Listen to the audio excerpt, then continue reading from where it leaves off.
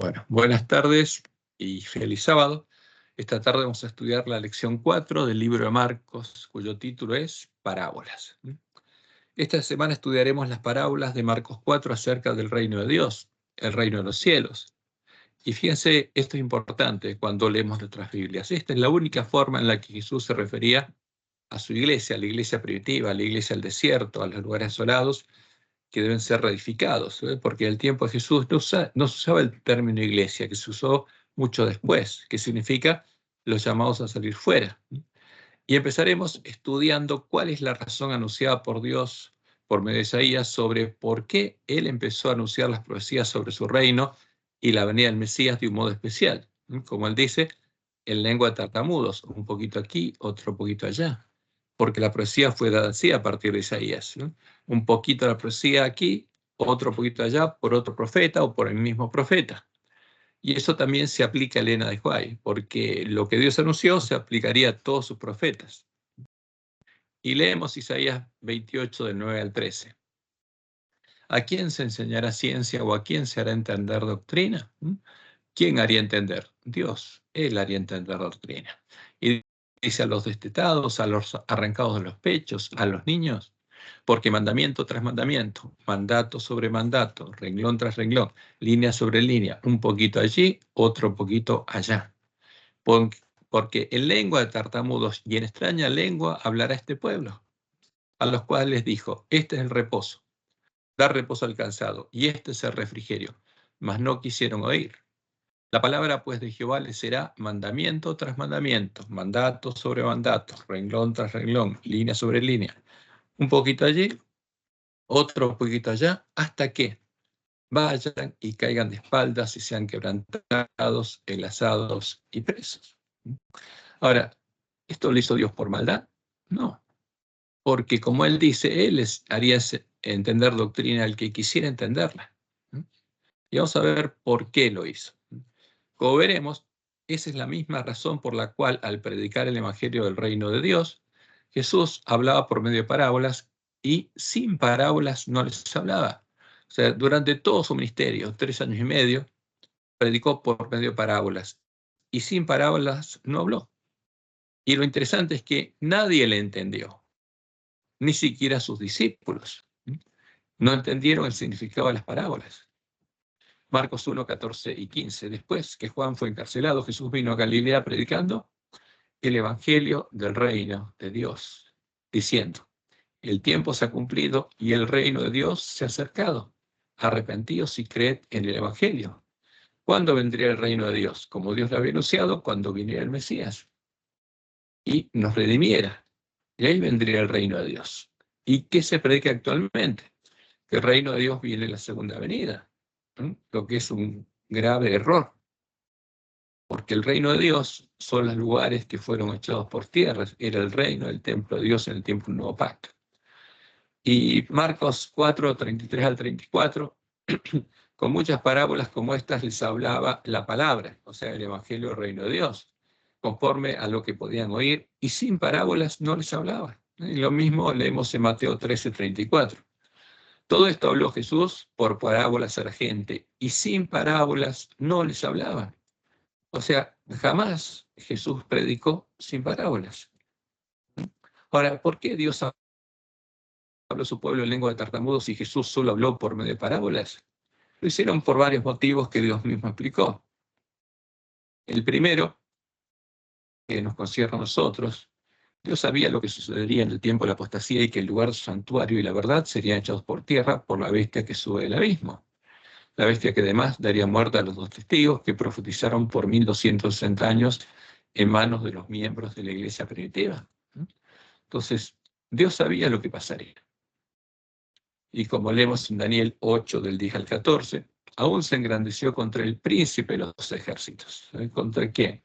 Contra el primogénito entre muchos hermanos. Y por él fue quitado el continuo, la obra de Dios y de Jesús en el templo del nuevo pacto. Y el lugar de su santuario fue echado por tierra finalmente, a fin del siglo XIII, porque persiguió a la iglesia de Cristo, que era el lugar santuario de Dios, por 1260 años, hasta que a final del siglo XIII logró echarla por tierra con la Inquisición. y a causa de la prevaricación le fue entregado el ejército junto con el continuo, y echó por tierra la verdad, e hizo cuanto quiso y prosperó. Y se perdió el conocimiento de la verdad. O sea, Jesús había hablado por parábolas. Después, cuando resucitó, le explicó a los discípulos el significado del Evangelio del Reino de Dios. Les explicó el significado de las profecías de las Escrituras, que estaba un poquito aquí, otro poquito allá, y de las parábolas. Y ellos entraron al Reino de Dios, vivieron el Evangelio del Reino de Dios, predicaron el Evangelio del Reino de Dios por 1260 años, hasta que la verdad fue echada por tierra y se perdió el conocimiento de la verdad. Y cuando los que escuchan lo que se está anunciando se asombran y le preguntan, ¿hasta cuándo? ¿Hasta cuándo va a permanecer esta situación? Y esta es la respuesta. Hasta 2300 tardes y mañanas. Luego, esas tardes y mañanas se cumplieron en 1844, el santuario será reedificado, hecho derecho, puesto en pie, no purificado. Eso es lo que pusieron, digamos, los sabios de Roma en nuestra Biblia, la traducción. Pero el original dice reedificado, hecho derecho, puesto en pie. Porque tienen que ser reedificados, como Dios le dijo a Joel, y solo serían reedificados cuando nosotros recuperáramos el conocimiento de la verdad echada por tierra. Entonces, ¿qué pasa con nuestras Biblias? Todas las parábolas están ahí. Todas las palabras que Dios anunció por medio de los profetas, un poquito aquí, un poquito allá, están ahí. Entonces, fíjense quién era el pueblo de Dios, la verdadera iglesia de Cristo, como dice en la escuela el conflicto de los siglos. La fe que por muchos siglos sostuvieron y enseñaron los cristianos valdenses, contrastaba notablemente con las doctrinas falsas de Roma. De acuerdo con el sistema verdaderamente cristiano, fundaban su creencia religiosa en la palabra de Dios escrita. Ahora, ¿qué pasa con nosotros ahora? Muchos de nuestros teólogos creen las doctrinas falsas de Roma y las adoptaron como propias, como el falso profeta. Pero los verdaderos cristianos fundaban su creencia religiosa en la palabra de Dios escrita. La iglesia del desierto, ¿no? Y no la soberbia jerarquía que ocupaba el trono de la gran capital, era la verdadera iglesia de Cristo. Había dos iglesias, la verdadera iglesia de Cristo y la iglesia de Roma. La depositaria de los tesoros de verdad que Dios confiera a su pueblo para que se los diera al mundo. Centenares de años antes de la Reforma. Fíjense, esta es la iglesia del desierto. Después que fue echado por tierra el lugar santuario de Dios y la verdad, finalmente Dios levantó a la iglesia de Reforma para que encuentre la verdad. Pero acá Elena está hablando de antes de que fueran echados por tierra el lugar santuario de Dios y la verdad. Centenares de años antes de la Reforma tenían ya la Biblia manuscrita en su propio idioma. Tenían pues la verdad sin adulteración. ¿Qué tenían? Los dos testigos que profetizaron por 1260 años en sus manos. La Biblia sin adulteración. No la Biblia católica, no los cadáveres de los dos testigos. Y esto los hizo objeto especial del odio y de la persecución, porque Roma quería asesinarlos, quería raerlos de la tierra y quería raer de la tierra a la Biblia. Aunque degollados por la espada de Saboya y quemados en la hoguera romanista, defendieron con firmeza la palabra de Dios y su honor, porque en ese tiempo el sur de Francia y el norte de Italia era el reino de Saboya, ¿sí? Y el rey Saboya era un siervo del Papa. ¿Hasta qué? Hasta que los asesinaron a todos. Y como Dios anunció en Apocalipsis, cuando hayan acabado su testimonio de 1260 años en las manos de la iglesia del desierto, la bestia que sube del abismo hará guerra contra ellos y ¿qué hará? Los vencerá y los matará. Y quemó los últimos ejemplares de la Biblia sin corrupción. Y sus cadáveres, la Biblia católica, es lo único que quedó, estarán en la plaza de la grande ciudad que en sentido espiritual se llama Sodoma y Egipto, el reino del príncipe de este mundo, donde también nuestro Señor fue crucificado, porque Jesús murió no estando en el templo de Dios, no siendo parte del templo de Dios, sino estando en el atrio, tomando nuestro lugar. Y como Dios lo había anunciado, habló de ese modo porque de ese modo pudo ocultar y cerrar el significado de las palabras de la profecía a sus profetas, a sus propios profetas, y las ocultó del entendimiento de los sabios, los hombres que, como cuando vino Jesús, enseñarían como doctrina mandamientos de hombres. Y esto es Estas palabras las encontramos en Isaías 6. Después oí la palabra del Señor que decía, ¿a quién enviaré? ¿Y quién irá por nosotros? Entonces respondí yo, dice Isaías, heme aquí, envíame a mí. Y dijo, anda, y di a este pueblo, oíd bien y no entendáis, ved por cierto, mas no comprendáis. Engruesa el corazón de este pueblo y agrava sus oídos y ciega sus ojos, para que no vean con sus ojos ni oiga con sus oídos, ni su corazón entienda, ni se convierta y haya para él sanidad. Y yo dije, ahora, ¿Isaías iba a hacer esto? No, Dios lo iba a hacer. Al hablar en el modo en que él iba a anunciar la profecía. Y yo dije, ¿hasta cuándo, Señor? ¿Hasta cuándo no van a oír? Y él respondió, hasta que las ciudades estén asoladas y sin morador, y no haya hombre en las casas, y la tierra esté hecha un desierto, hasta que Jehová haya echado lejos a los hombres y multiplicado los lugares abandonados en medio de la tierra. ¿Y a qué se refiere la primera destrucción de Jerusalén? Cuando en la tierra no quedó nadie, ningún judío. Y si quedare aún en ella la 10ª parte, esta volverá a ser destruida. Y está hablando de la segunda destrucción de Jerusalén. ¿Por qué? Porque de los que llevó a Babilonia, trajo al remanente que quiso volver a reedificar los lugares asolados. Porque voluntariamente volvieron y Dios los bendijo. Pero ¿qué pasaría después? Volvería a ser destruida. Pero como el roble y la encina, que al ser cortados aún queda el tronco, y vuelven a brotar, así será el tronco, la simiente santa. Y esa es la promesa de Dios. Ahora, por eso habló por medio de los profetas en lengua de tartamudos, y los profetas no entendieron. Como leemos en Isaías 29, del 9 al 14. Deteneos y maravillaos, buscaos y cegaos, embriagaos y no de vino, tambalead y no de sidra, porque Jehová derramó sobre vosotros espíritu de sueño y cerró los ojos de vuestros profetas. Fíjense, esto pasaría con todos los profetas a partir de Isaías. Porque Jehová derramó sobre vosotros espíritu de sueño y cerró los ojos de vuestros profetas y puso velos sobre las cabezas de vuestros videntes. Y os será toda visión como palabras de libro sellado, el cual si dieren al que sabe leer y le dijeren, lee ahora esto, él dirá, no puedo porque está sellado. Y esto pasó con las primeras visiones de Elena de White, en las que ella no entendió, los primeros adventistas no entendieron qué significaba y después Dios le dijo que era la verdad para los últimos días. Y si se diera el libro al que no sabe leer diciéndole, lee ahora esto, él dirá, no sé leer. Dice pues el Señor, porque este pueblo se acerca a mí con su boca y con sus labios me honra, pero su corazón está lejos de mí, está lejos de Jehová. Y eso ocurre ahora con el ángel de la Odisea. Y su temor de mí no es más que un mandamiento de hombres que les ha sido enseñado. Por tanto, he aquí que nuevamente excitaré yo la admiración de este pueblo con un prodigio grande y espantoso, porque perecerá la sabiduría de sus sabios y se desvanecerá la inteligencia de sus entendidos. ¿Qué pasaría con los dirigentes religiosos de Israel? No serían sabios, tendrían nombre de sabios, pero tampoco entenderían. No tendrían inteligencia para comprender las escrituras. Y los discípulos, como leemos en Mateo 13, se acercan a Jesús y le preguntan, ¿por qué les hablas por parábolas? Porque sin parábolas Jesús no les hablaba. Y él respondiendo les dijo, porque a vosotros os es dado saber los misterios del reino de los cielos. ¿Cuándo lo entenderían? En ese tiempo no, cuando él resucitara. Mas a ellos no les es dado. Porque a cualquiera que tiene se le dará y tendrá más, pero al que no tiene, aún lo que tiene le será quitado. Por eso les hablo por parábolas, porque viendo no ven y oyendo no oyen ni entienden. Entonces, ¿por qué Jesús habló por parábolas? Para que lo que él quería decir quedara oculto y se preservara. Porque a los discípulos se lo explicó, pero cuando ellos lo escucharon no entendieron.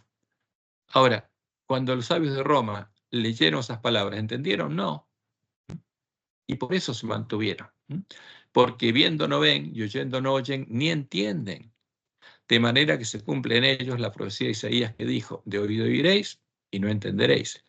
Y viendo veréis y no percibiréis, porque el corazón de este pueblo se ha engrosado y con los oídos oyen pesadamente y han cerrado sus ojos. Esa es la clave. ¿Por qué? Porque el que clamara a Dios oiría. Pero ¿por qué no oirían estos sabios?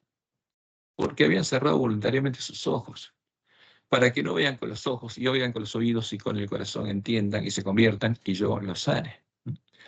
Y después le dice a los fariseos, hipócritas, bien profetizó de vosotros Isaías cuando dijo, este pueblo de labios me honra, mas su corazón está lejos de mí, pues en vano me honran, enseñando como doctrinas mandamientos de hombre.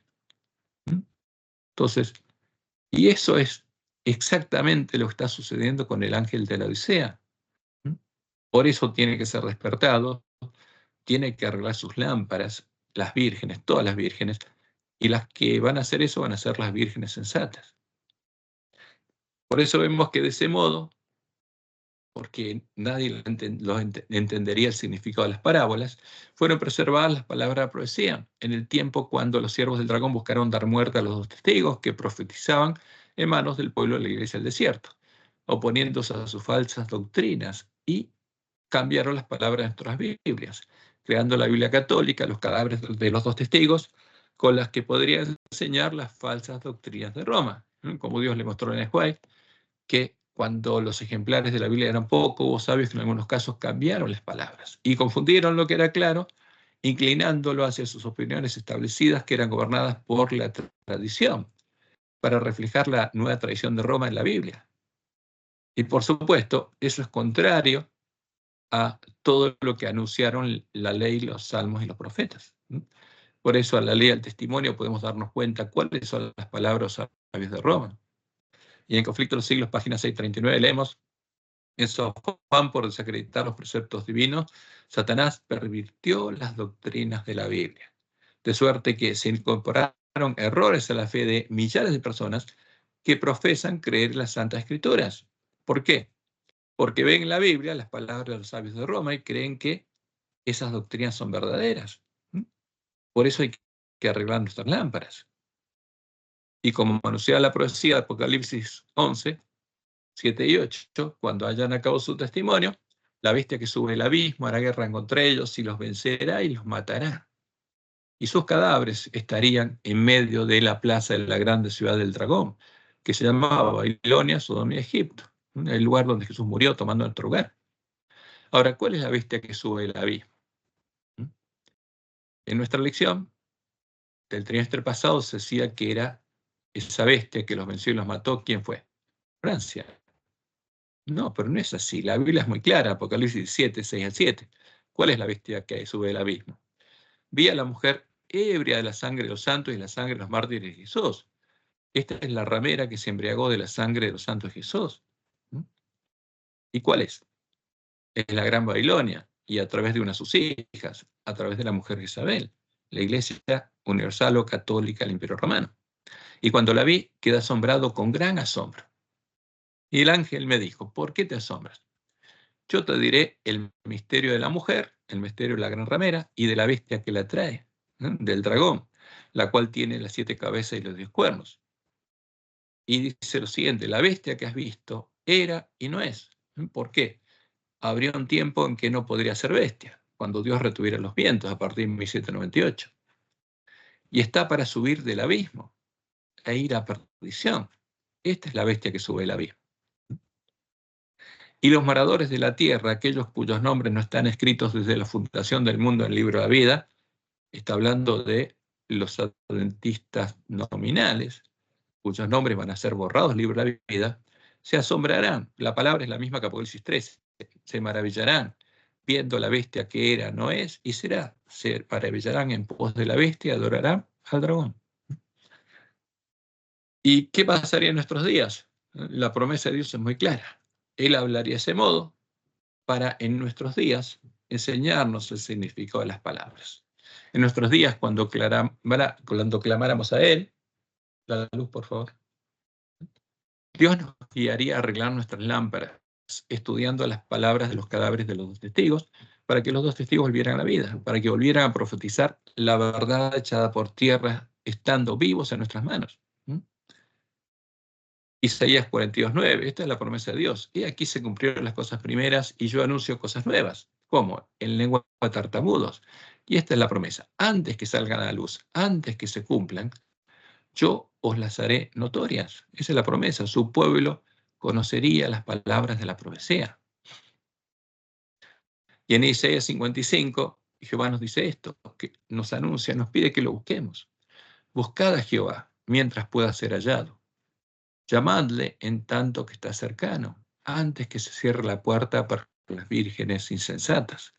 Deje el impío su camino, y el hombre inicuo sus pensamientos, y vuelva hacia Jehová, el cual tendrá de él misericordia, y al Dios nuestro, el cual será amplio en perdonar. Porque mis pensamientos no son vuestros pensamientos, ni vuestros caminos mis caminos, dijo Jehová.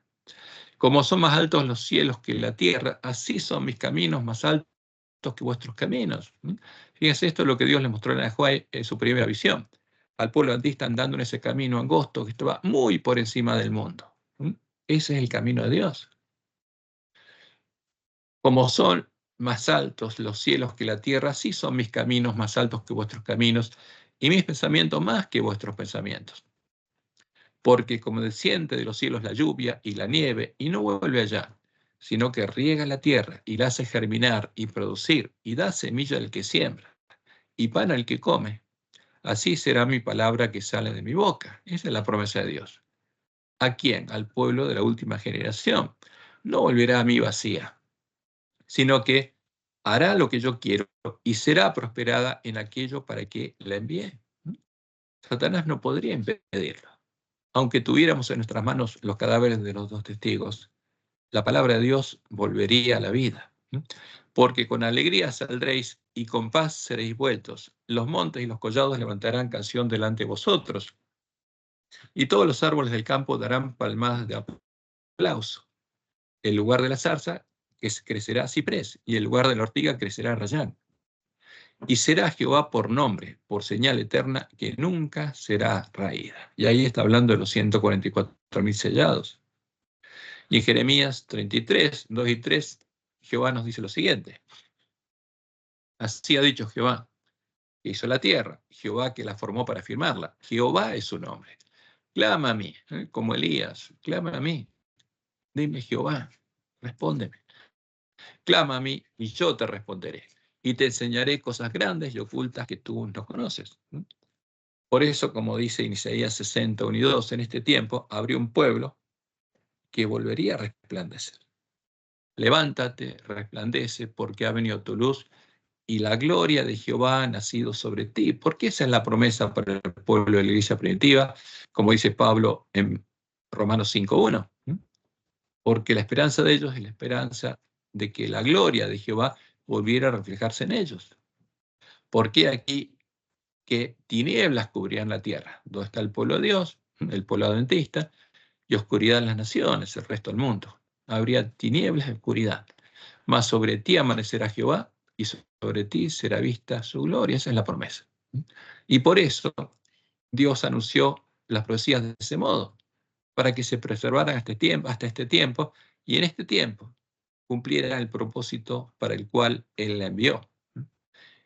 Como leemos en Isaías 29, 18 al 19. En aquel tiempo los sordos oirán las palabras del libro, no los sabios, los sordos. Y los ojos de los ciegos, los ángeles ciegos, los ángeles de la Odisea, verán en medio de la oscuridad y las tinieblas. Entonces, los humildes crecerán en alegría en Jehová, y aún los más pobres de los hombres se gozarán en el Santo Israel, como dijo Jesús.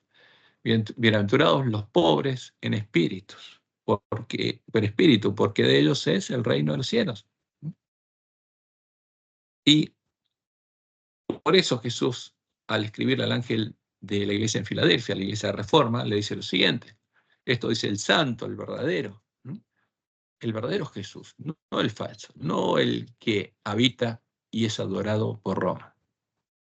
El que tiene la llave de David, porque el falso, el dragón, se la dio ¿a quién? Al hombre de pecado. Le dio su trono, su poder y su autoridad.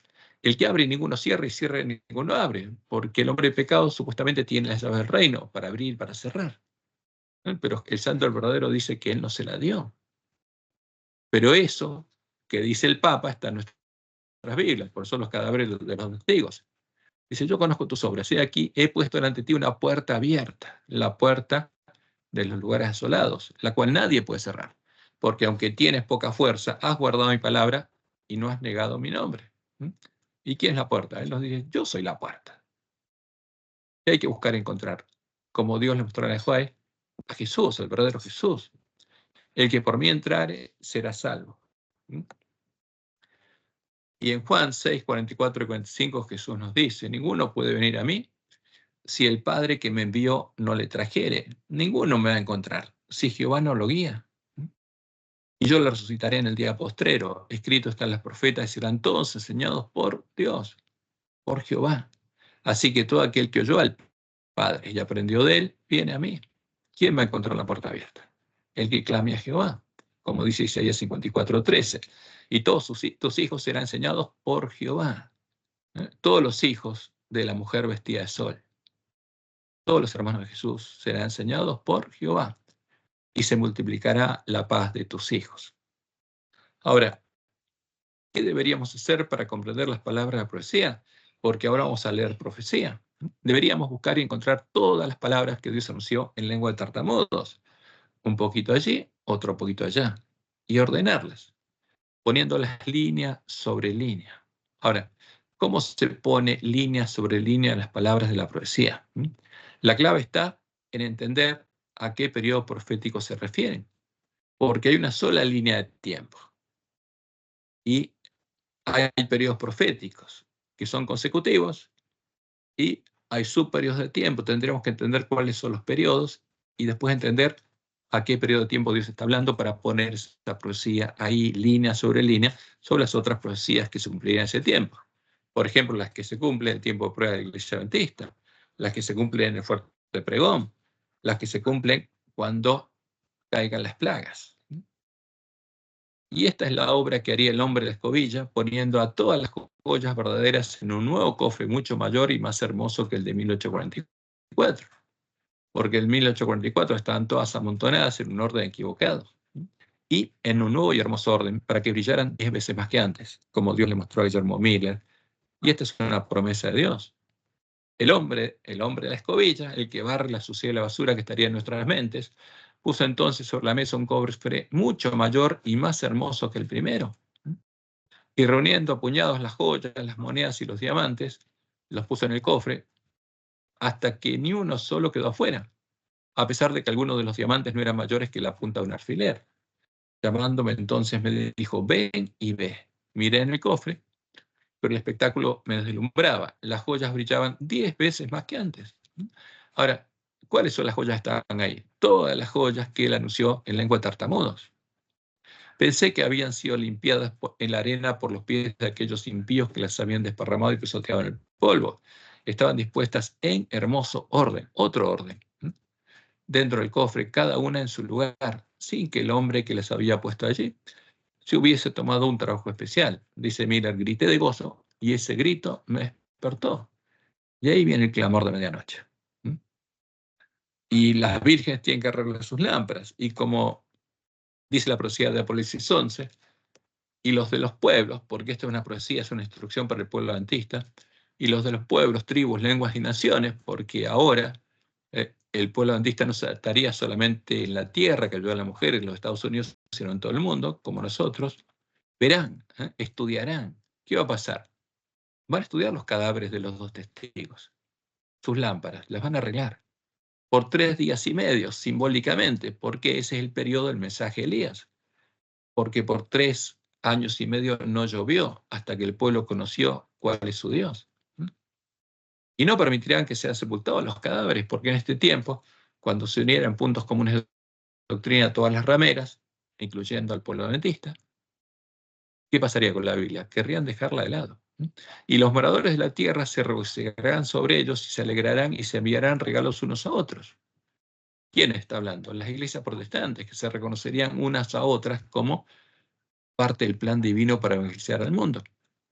Porque estos dos profetas habían atormentado a los moradores de la tierra con el mensaje de los 3 ángeles. Pero ¿qué pasa? Después de 3 días y medio, en que son estudiados los cadáveres, entra en qué? en ellos el espíritu de vida enviado por Dios. O sea, vuelven a la vida y vuelven a profetizar lo mismo que profetizaban en las manos de la iglesia primitiva. Y se levantaron sobre sus pies y cayó gran temor sobre los que los vieron. ¿Por qué? Porque Satanás se va a dar cuenta que el pueblo adventista recupera el conocimiento de la verdad y también la gran ramera. Y oyeron una gran voz del cielo que les decía, subid acá, como en la primera visión. Vieron el camino angosto que lleva a la ciudad de Dios y empiezan a recorrerlo. Y los dos testigos suben al cielo en una nube, simbólicamente como Elías. ¿Por qué? Porque ahora están en manos de los que hacen la obra de Elías. Y sus enemigos los vieron y se van a dar cuenta. Como dice Daniel 11, al final del último versículo. Y la gran ramera y el dragón de su ejército se van a parar entre los mares y el monte glorioso y santo para impedir que los que suben al cielo después vayan a predicar a los mares, la gran Babilonia. Y ahí viene Daniel 12. En ese tiempo, en aquel tiempo, se levantará Miguel y ahí llega el tiempo de angustia. Pero primero tienen que subir al cielo simbólicamente, en la mano de los 144.000 que llegan a la cima del monte Sión y entran con el esposo a las bodas. Y entonces, fíjense, cuando esto pasara, habríamos encontrado la puerta abierta al santo, al verdadero Jesús, y veríamos iluminado el camino al cielo de Dios, el camino que deberíamos recorrer con los dos testigos en nuestras manos, como Dios le mostró a Elena. Mi primera visión, dice ella, como Dios me ha mostrado el camino que el pueblo adventista ha de recorrer en viaje a la santa ciudad. Ese camino que está muy por encima del mundo. Alcé los ojos y vi un sendero recto y angosto trazado muy por encima del mundo. Como los caminos de Dios están muy por encima del mundo. El pueblo adventista andaba por ese sendero en dirección a la ciudad que se veía en su último extremo. Y tiene que llegar a la ciudad para entrar con el esposo a las bodas. En el comienzo del sendero, detrás de los que ya andaban, había una brillante luz que, según me dijo un ángel, era el clamor de medianoche. Cuando comprendemos la verdad y miles de gritos simbólicamente y se despierta.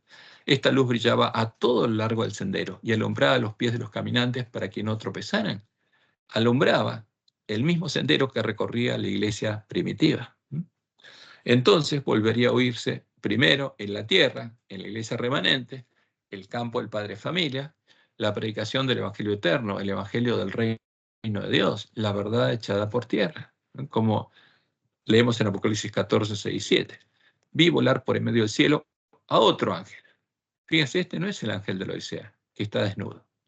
Este es otro ángel. Son las vírgenes que empiezan a arreglar sus lámparas, que tenía el Evangelio eterno. Tiene la verdad echada por tierra, la recuperó. Y esto es lo que asusta al dragón y a su mujer. Tenía el Evangelio eterno para predicarlo a los moradores de la tierra primero. ¿A quién? Al pueblo adventista, a los que están en el campo del Padre Familia. Y después a toda nación, tribu, lengua y pueblo, diciendo a gran voz, temed ¿a quién? A Jehová, porque este es el mensaje de Elías. Y darle gloria porque la hora de su juicio ha llegado. Este es el mensaje que suena el antitipo del día 1 del mes séptimo, anunciando que está por llegar el día 10, el día de la expiación, para que el pueblo de Dios se prepare. Porque la hora de su juicio ha llegado. Y adorad a aquel que hizo el cielo y la tierra, el mar y las fuentes de las aguas. Porque ¿a quién estaría adorando todo el mundo? Al dragón. Todo el mundo se habría maravillado por la vez que estaría adorando al dragón, porque Babilonia le habría dado beber su vino a todas las naciones. Y como dijo Jesús, y será predicado este evangelio del reino, la verdad echada por tierra, en todo el mundo, para testimonio a todas las naciones, y entonces vendrá el fin. Primero a los moradores de la tierra y después a toda nación, tribu, lengua y pueblo. Por tanto, dice Jesús, cuando veáis en el lugar santo la abominación desoladora de la que habló el profeta Daniel. ¿Cuál es? La abominación en cuya defensa fue asesinado el pueblo, conocía a su Dios y no la adoraba. Dice el que lea Daniel, entienda. Y este es el anticristo, el falso Jesús, que viene en la tierra simulando la segunda venida de Jesús. Entonces, los que estén en Judea, los judíos, los circuncidados en el corazón, los hijos de Dios, huyan a los montes. ¿Por qué? Porque van a empezar a caer las plagas.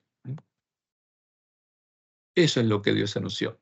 Ahora, ¿hasta cuándo Jesús habló por parábolas acerca del reino de Dios? Lo hizo durante todo su ministerio. Por eso es importante entender que Jesús, durante su ministerio, no convirtió a nadie, porque a nadie le predicó la verdad como la predicó después de resucitar. A los únicos que convirtió a Jesús fue los que escucharon justamente su predicación después de que resucitó. Entonces, Jesús habló en parábolas durante todo su ministerio hasta que, después de resucitar, les explicó a sus discípulos que no las había entendido el significado de las palabras de la profecía. Juan 16:25. Jesús les dice lo siguiente: estas cosas he hablado en alegorías, por parábolas. La hora viene cuando ya no os hablaré por parábolas, sino que claramente os anunciaré acerca del Padre. O sea, les voy a explicar el significado de las palabras de la profecía. Claramente os anunciaré acerca del Padre. Y como leemos en Hechos 1, del 3 al 5, a quienes también, después de haber padecido, se presentó vivo, con muchas pruebas indubitables, apareciéndoseles durante ¿cuántos días? 40 días, y hablándoles acerca del reino de Dios. Les explicó el evangelio del reino de Dios, y les explicó quién era Él, y les mostró en todas las escrituras lo que Él decía. Y estando juntos, les mandó que no se fueran de Jerusalén, sino que esperasen la promesa del Padre, la promesa de Jehová, porque Él establecería su reino en ellos, la cual les dijo: oísteis de mí. ¿Cuándo? Ahí la oyeron.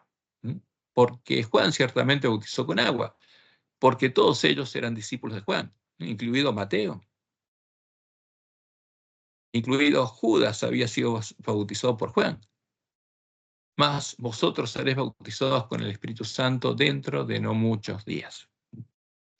Entonces, vamos a enfocarnos, como estamos haciendo, como Dios nos dijo tenemos que hacer, encontrar a Jesús. Y vamos a repasar lo que estudiamos hasta ahora. Como lo hemos estado haciendo este trimestre, antes de estudiar las parábolas que encontramos en Marcos, vamos a hacer un repaso de las diferencias que ya encontramos entre el santo, el verdadero Jesús, el testigo fiel y verdadero, y el falso Jesús, el engañador y el testigo falso, que se disfrazó de Jesús en el tiempo de la apostasía, el anticristo, al que adora Roma y llama a Jesús, llamando Jesús a Satanás, el dragón. ¿Cuál es la identidad del santo, del verdadero Jesús? Es el Dios fuerte, el Padre eterno, el único Dios verdadero, como leemos en Isaías 44, 6 al 8. Así dice Jehová, Rey de Israel y su Redentor. Jehová, ¿qué nos dice? Yo soy el Redentor de Israel. Yo soy el primero y yo soy el postrero, y fuera de mí no hay Dios. O sea, una persona singular. Y termina diciendo: no hay Dios sino yo, una persona singular. No hay fuerte, no conozco ninguno. Ahora, ¿quién sería el Mesías? Como leemos en Isaías 9:6, porque un niño nos es dado, un niño nos es nacido, hijo nos es dado, y el principado sobre su hombro. Y se llamará su nombre admirable, consejero, Dios fuerte. Jehová conocía a otra persona que fuera Dios y fuera fuerte, ¿no? ¿Quién sería? Jehová mismo. Padre eterno. Él sería el príncipe de paz. Y por supuesto, si alguien dice otra cosa, como dice Isaías 8:20, hablaría el testimonio, si no hay gente conforme a esto, porque no les ha amanecido. Ahora, ¿qué pasa con el falso Jesús, el anticristo? Es parte de una triada de dioses coeternos, supuestamente, que por definición son fuertes, se conocen y actúan juntos. Pero Jehová no conoce a ninguno. ¿Qué quiere decir esto? Que Jehová y esta triada de dioses, el Dios de la Trinidad, no tienen ninguna relación. El anticristo es el Dios hijo de la Trinidad, la doctrina definida con cosas sacrificadas a los ídolos por las apóstatas que se unieron a Constantino e hicieron la obra de Balaam. Entonces, si aplicamos la regla que Dios nos dio, la ley del testimonio, ¿qué pasa con la Trinidad? Es un ídolo, no tiene ninguna relación con Jehová. Y eso es muy claro, es fácil de mostrar. A la ley y al testimonio. Si no dijeron conforme a esto es porque no les ha amanecido. ¿Cuál es el nombre del verdadero Jesús? Es Jehová, es Yahvé, el gran yo soy, Emmanuel, Dios con nosotros. Como leemos en Isaías 25:9, que van a decir todos los redimidos, y se dirán aquel día, y aquí este es nuestro Dios, le hemos esperado y nos salvará. Este es ¿quién? Es Jehová. El verdadero Jesús es Jehová. Y ese es el testimonio de la iglesia primitiva y tiene que ser nuestro testimonio. El testimonio de todos los que llevan la bandera un blanco puro que dice pureza y santidad de Jehová. Este es Jehová a quien hemos esperado. ¿A quién va a estar esperando la última generación? A Jehová. Nos gozaremos y nos alegraremos en su salvación. En cambio, el anticristo fue definido como el Verbo, el Dios Hijo del Dios Padre de la Trinidad. ¿El Verbo quién es? Otro Dios que estaba con el Dios Padre de la Trinidad en el tiempo de la creación. Y fue definido del mismo modo en el que Apolo, la imagen del ángel del abismo, porque Jesús llama a Apolo el ángel del abismo, la imagen de Satanás a la que adoraban los paganos, era hijo de Zeus, el Dios Padre de los paganos. Y en su naturaleza, el verdadero Jesús era 100% hombre, como él mismo se lo dijo a Satanás. Escrito está, no solo de pan vivirá el hombre, sino de toda palabra que sale de la boca de Dios. ¿Y qué pasa con el anticristo? Era otro Dios, y era 100% Dios y 100% hombre cuando se hizo supuestamente hombre. No dejó de ser Dios, tenía todos sus atributos divinos. Y este es uno de los dogmas de Roma que define al anticristo. Su naturaleza no es nuestra naturaleza, y su carne no es nuestra carne. Jesús, el verdadero Jesús, tenía nuestra carne, la carne de todos sus hermanos, como dice Pablo en Romanos 1:3, acerca de su Hijo, nuestro Señor Jesucristo, que era del linaje de David según la carne. En cambio, el otro, el anticristo, no tenía nuestra carne. Según nuestros teólogos, tenía la carne de Adán antes del pecado. ¿Por qué? Porque tienen la doctrina de Roma, la doctrina de Jezabel. Porque este es otro de los dogmas de Roma que definen al anticristo. Y el verdadero Jesús, el autor de Hebreos, es muy claro. Fue hecho menor que los ángeles en su naturaleza. Fue hecho como sus hermanos, porque fue hecho verdaderamente un hombre.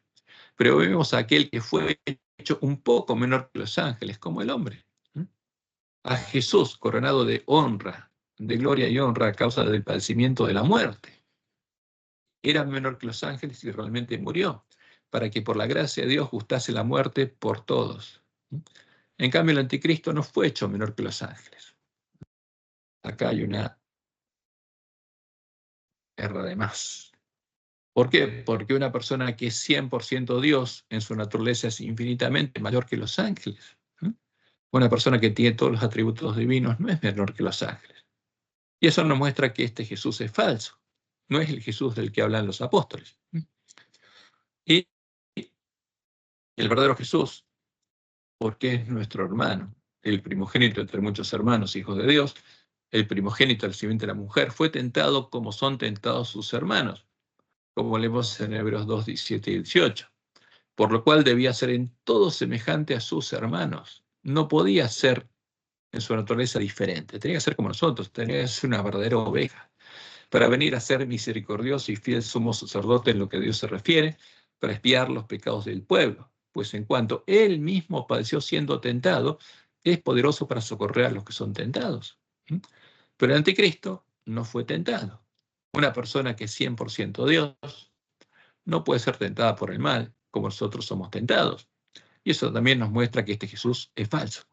Además que recién fue definido en el siglo IV. No estuvo en el tiempo en el que Jesús murió.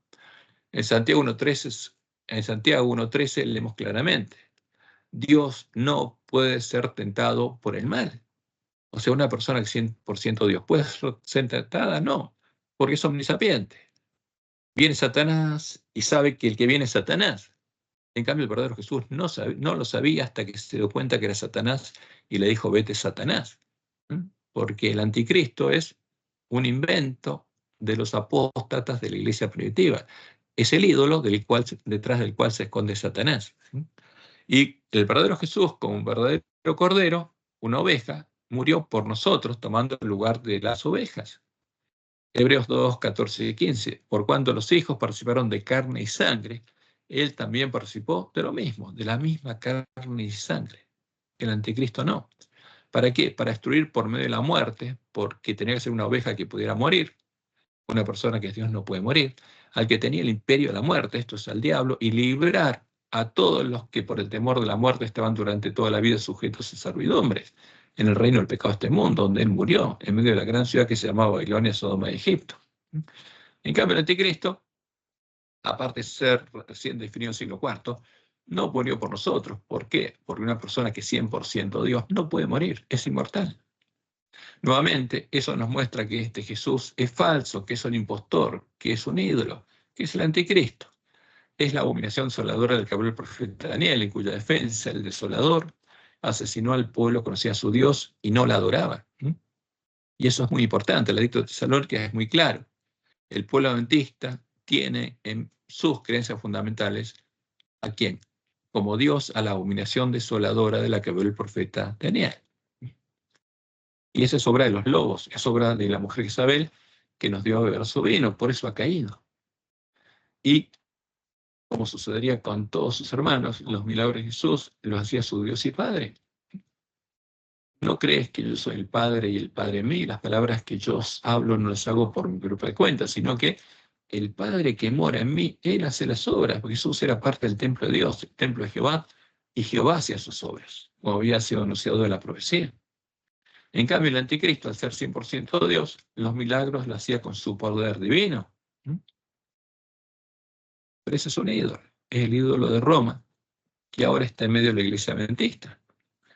Y otro tema, justamente, que hoy estudiamos en la lección de este sábado, la lección 3, en las parábolas de Marcos, ahí aparece Marcos 2, 10 y 11, para que sepáis que el Hijo del Hombre tiene potestad en la tierra para perdonar pecados, dijo el paralítico. A ti te digo, levántate, toma tu lecho y vete a tu casa.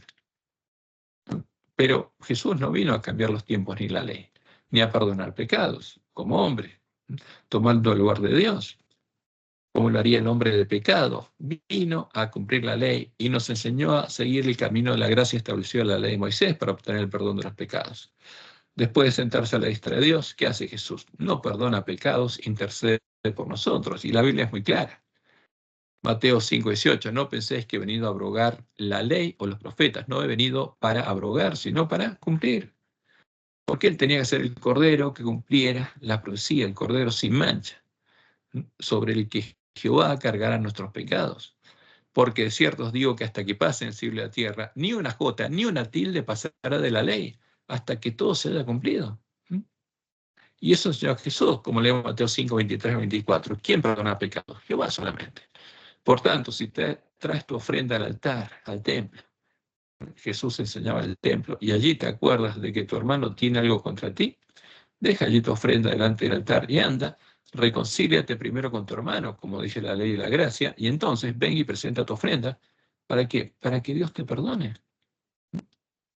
Y en Romanos 2:13, Pablo es claro, en el tiempo de la iglesia primitiva, lo único que funcionaba era la ley de la gracia, porque no son los oidores de la ley de la gracia los justos ante Dios, sino los hacedores de la ley de la gracia serán justificados ¿por quién? Por Dios. Como él dice, ¿quién acusará a los escogidos de Dios? Dios es el que justifica. ¿Quién justifica? Solo Dios. ¿Quién es el que condenará? Cristo es el que murió, más aún el que también resucitó, el que está a la diestra de Dios y el que también intercede por nosotros. Y eso es importante. ¿Por qué? Porque si Dios nos perdona nuestros pecados y no se hace responsable de cargarlos Él y pagar al día la expiación, no son perdonados. Todo otro camino es una mentira. Como dice Pablo en 1 Timoteo 2:5, porque hay un solo Dios y un solo mediador entre Dios y los hombres, Jesucristo, hombre. Entonces, para que nuestros pecados sean realmente perdonados, no los puede perdonar un sacerdote romano, ni otro hombre. Ni Jesús. Los tiene que perdonar a quién. El que se hace responsable de pagar en el día de la expiación, solo Jehová. Ahora, ¿qué hizo el hombre de pecado? Se sentó en el templo de Dios como Dios, haciéndose pasar por Dios, y hizo hacernos creer que Jesús le delegó esta autoridad. Entonces, ¿qué pasa con el anticristo? Al ser 100% Dios, el anticristo supuestamente tenía y tiene autoridad para perdonar pecados, porque según Roma y los paganos, porque es una tradición pagana, el perdonar pecados es un atributo de la naturaleza divina de los dioses. Entonces los dioses pueden perdonar pecados. Ahora, ¿pero qué dice Jehová? Él perdona pecados, y al perdonar pecados no es que sea un atributo de su naturaleza. Él se hace responsable de pagar por ellos. Y por eso tuvo que hacerse hombre para morir. En cambio, los dioses paganos perdonaban graciosamente. ¿Por qué? Porque su naturaleza se los permitía. Eso es paganismo. Entonces, las palabras que pusieron los sabios de Roma, entre otras, son estas. Para que sepáis que el Hijo del Hombre tiene potestad en la tierra para perdonar los pecados, Mentira. Esas son palabras de los sabios de Roma. Jesús nunca perdonó pecados porque hubiera dejado de ser una oveja sin mancha. Tenía que ser una oveja sin mancha, hasta que Jehová cargara en él el pecado de todos nosotros. Entonces, esa autoridad que aparece en nuestras Biblias, porque vemos a Jesús diciéndote, hijo, tus pecados son perdonados, como hace un sacerdote pagano, es la que el Papa sostiene que Jesús le delegó a él, dándole las llaves del reino. Autoridad para sentarse en el templo de Dios como Dios y haciéndose pasar por Dios. ¿No? Porque supuestamente Jesús hizo eso. O sea, Jesús es el hombre de pecado. Y atar y desatar, autoridad para cambiar pecados. En la profecía del Apocalipsis, Jesús nos dice que el que le dio esa autoridad es el dragón. O sea, Apocalipsis 13:2. Y el dragón le dio su poder y su trono y grande autoridad. Y niega haberse dado de él, el santo, el verdadero Jesús. Por eso, como ya lo leímos, ¿qué dice Jesús? El santo, el verdadero, dice que tiene la llave de David, que abre y ninguno cierra y cierra y ninguno abre. O sea, ¿qué nos está diciendo? Yo no le di nada al hombre de pecado. Lo que dice la Biblia católica es un invento. Son las palabras de los sabios de Roma. Y vamos ahora a la oración. Los últimos puntos que vimos en la lección pasada. Jesús tenía fe en su Dios y Padre, el único Dios verdadero, y le oraba a Él, como nos enseñó a hacer a nosotros, porque Jesús venció por la fe. Y Jesús le enseñó a sus discípulos a orar como Él oraba. Vosotros pues oraréis así: Padre nuestro que estás en los cielos, santificado sea tu nombre, venga a tu reino. Tenían que pedirle a Dios que viniera a su reino, para que el reino de Dios viniera a ellos. Hágase tu voluntad en el cielo, así también en la tierra. O sea, como Dios prometió, Él haría que sus hijos pudieran andar en sus caminos. Y el pan nuestro cada día, dánoslo hoy. Porque, ¿de qué vivirá el hombre? De toda palabra que sale de la boca de Dios, como Jesús ya lo dijo a Satanás. Y perdona nuestras deudas. ¿A quién había que pedirle perdón? A Dios, al único que perdona. Esa es la enseñanza de Jesús. Como también nosotros perdonamos a nuestros deudores. Y no nos dejes caer en la tentación, porque todos los hijos de Dios vamos a ser tentados. ¿Y qué tenemos que pedirle a Dios? Que nos sostenga, como Jesús le pedía. Mas líbranos del mal. ¿Por qué? Porque tuyo es el reino. ¿De quién es el reino? De Jehová solamente. Y el poder solamente es de Dios. Y la gloria solo es de Dios, por todos los siglos. Amén. Entonces, ahí el Padre Nuestro es una profecía simbólica donde Jesús enseñó, y nosotros tendríamos que buscar en el Antiguo Testamento cuáles son las promesas de Dios a las que Él se refirió, porque ahí está el Evangelio del Reino de Dios. Y por eso Jesús dijo: esta es la vida eterna, que te conozcan a ti, el único Dios verdadero, el único que puede perdonar pecados, y a Jesucristo, a quien has enviado, al Cordero de Dios, que sería la justicia de Dios y nuestra justicia. ¿Por qué nos redimiría? Ahora, los que creen en la abominación desoladora de la que habló el profeta Daniel, en el Dios la Trinidad, como hacían los paganos en el panteón romano, les oran a el Dios más pertinente de todos ellos para contestar sus oraciones, como vemos en el libro de la Trinidad, porque es una costumbre pagana la que está en el libro de la Trinidad. Y donde dicen ahí, oraciones al Espíritu Santo de la Trinidad, son oraciones, dicen, suplicando dones espirituales y poder. Los que lo hacen, ¿qué pasa? Le oran al Espíritu Santo que habita en Roma y la hace habitación de demonios y parte de la sinagoga de Satanás. Ahora, cuando lo hacemos en nuestro tiempo de ignorancia, Dios nos protege. Pero el que lo haga conscientemente le está pidiendo a los espíritus de demonios que lo hagan parte de su habitación. Y dice ahí, oraciones a Jesús, el anticristo, son oraciones de arrepentimiento y perdón. ¿Por qué? Porque enseñan que el que perdona pecados es el Jesús de la Trinidad. Porque como lo hace la Iglesia de Roma, el Dios Hijo de la Trinidad es el que les perdona sus pecados, ocupando el lugar de Dios. El mismo Jesús que delegó esa autoridad en el Papa y los sacerdotes católicos. Y está hablando de Satanás. Y el que no lo sabe, Dios lo protege, pero el que lo hace conscientemente es un tema muy delicado. Por eso, Dios le mandaría a su pueblo el mensaje de Elías. Ahora, ¿cuál es el pecado que no será perdonado? como Jesús lo dijo, no vino a cambiar los tiempos ni la ley, y no definió un nuevo tipo de pecado. Al hablar del pecado que no sería perdonado, hablaba de llamar Belcebú a su padre, el que moraba en él y hacía sus obras, blasfemando el nombre de Jehová, llamando Satanás a Jehová. Ese es el único pecado que la ley de Dios indica que no puede ser perdonado. Juan 14:10. ¿Qué decía Jesús? El Padre que mora en mí, él hace las obras. Y si al que hacía las obras lo llamaba Satanás, ¿a quién llamó Satanás? A Jehová. Por eso en Éxodo 27 está el mandamiento, el único mandamiento que no tiene perdón. No tomarás el nombre de Jehová tu Dios en vano, porque no dará por inocente. Es el pecado que Dios no perdona. No hay otro pecado que Dios no perdone. No dará por inocente Jehová al que tomare su nombre en vano. Por eso la ley de Moisés es clara. El que blasfemare el nombre de Jehová ha de ser muerto. ¿Por qué? No tiene perdón. O sea, si blasfema del que único lo puede perdonar, ¿quién lo puede perdonar? Nadie. Ahora, en los cadáveres de los dos testigos que fueron creados para poder enseñar las falsas doctrinas de Roma, empezando por el dogma de la Trinidad, se indica que el pecado que no tiene perdón es el pecado contra el Espíritu Santo de la Trinidad, porque eso es lo que se enseña. Ya que se supone que el Espíritu Santo de la Trinidad, y no Jehová el Señor, es el que moraba en Jesús y hacía sus obras.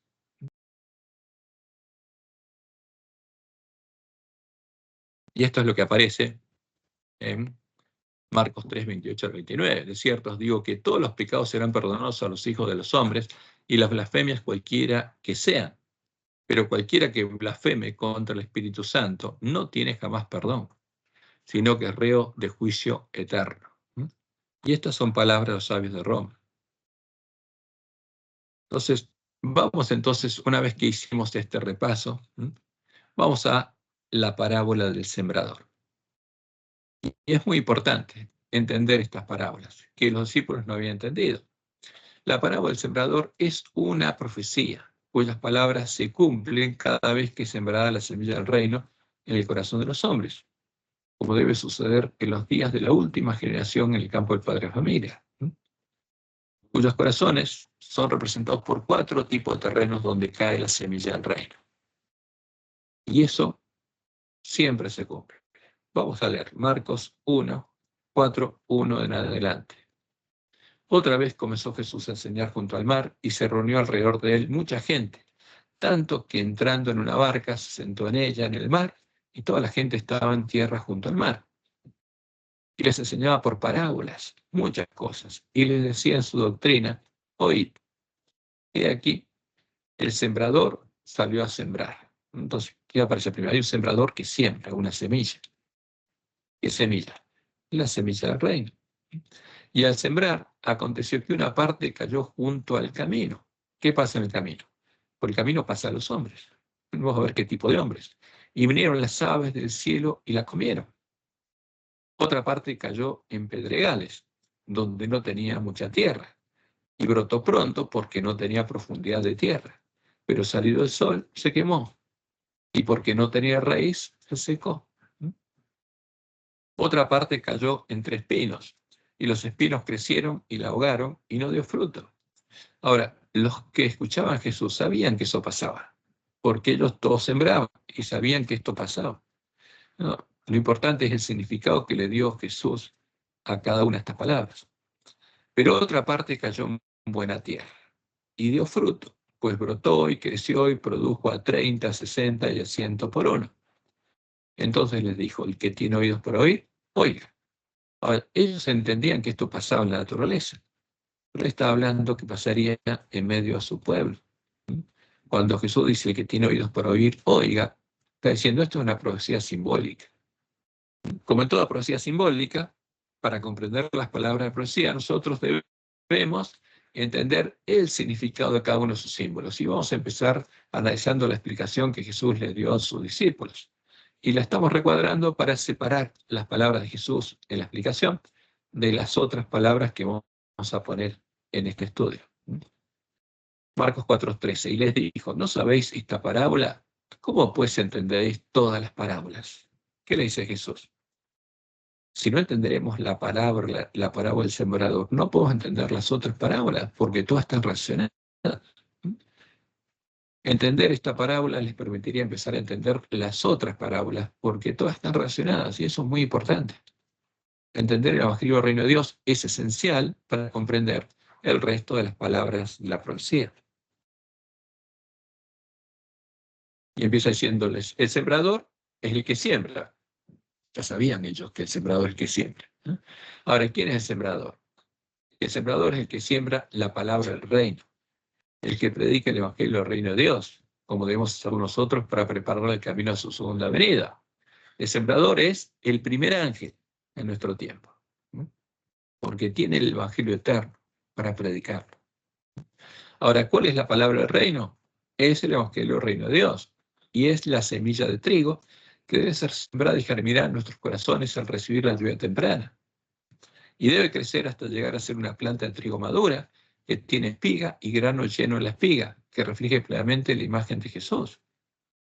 Porque para reflejar la imagen de Jesús, nuestro corazón tiene que ser como el de Jesús.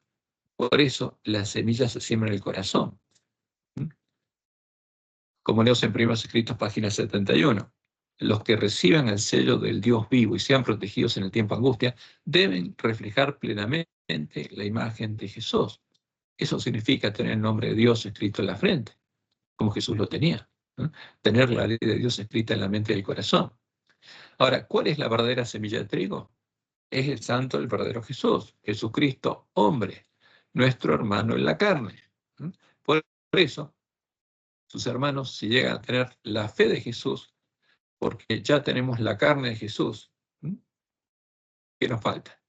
Tener escrito en nuestra mente y en nuestro corazón lo que Jesús tenía escrito en su mente y en su corazón, la ley de Dios. Entonces, si llegamos a tener la fe de Jesús, vamos a llegar a reflejar plenamente la imagen de Jesús, porque vamos a tener fe en su Dios y Padre y en la promesa de Jehová.